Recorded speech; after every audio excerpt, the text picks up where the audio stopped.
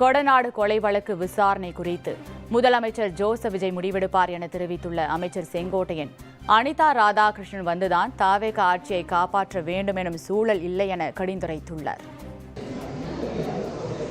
மாண்புமிகு அம்மா அவர்கள் வாழ்ந்த இடம்,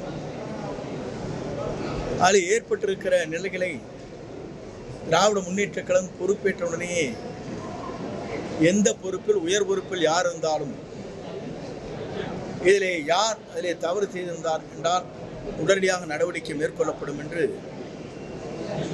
அன்றைய முதலமைச்சர் சட்டமன்றத்திலே முழங்கினார்.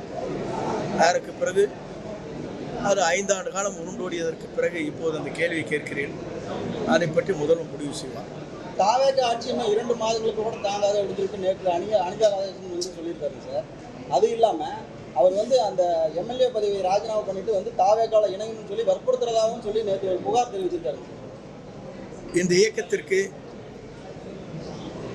அனிதா ராதாகிருஷ்ணனை போன்றவர்கள் வருகை தந்துதான் இந்த இயக்கத்தை ஆட்சியை காப்பாற்ற வேண்டிய சூழ்நிலைகள் இன்றைக்கு இல்லை.